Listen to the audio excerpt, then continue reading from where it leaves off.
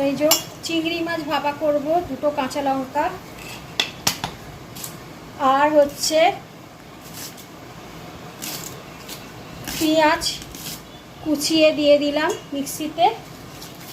আর লাগছে সর্ষে, অল্প করে দেব সর্ষে, অবশ্যই তেল, হলুদ আর তোমার নুন তো লাগছেই। আর এই যে চিংড়ি মাছ,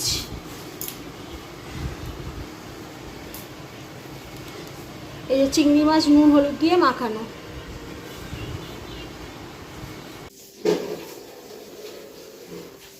এই যে কড়াইতে তেল দিয়ে দেবো, জুম করার দরকার নেই।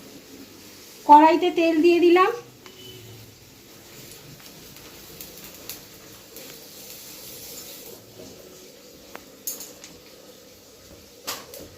আর দেব কালো জিরে,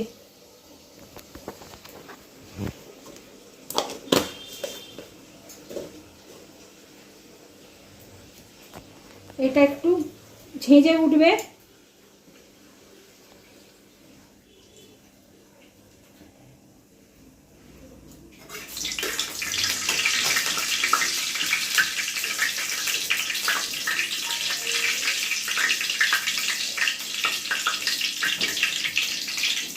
অবশ্যই দেব হলুদ আর দেব সামান্য করে নুন, যেহেতু নুন হলুদ মাখানো আছে তাই সামান্য নুন দিলাম। আর দেব 2-4 দানা চিনি, নুনের নোনতা ভাব কাটানোর জন্য। এবারে আমি দিয়ে দেব এই চিংড়ি মাছগুলো, তারপরেই আমি দিয়ে দেবো সর্ষে বাটা। এটা হবে চিংড়ি মাছের কাঁচা ঝাল।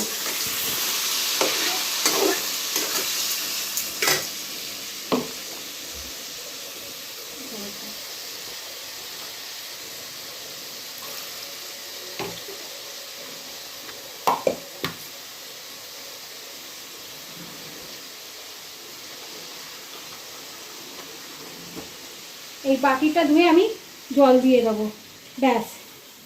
এটা হচ্ছে চিংড়ি মাছের কাঁচা ঝাল। এটা একবার ঘরেতে করে খান, এক বাটি 1 থালা ভাত উড়ে যাবে।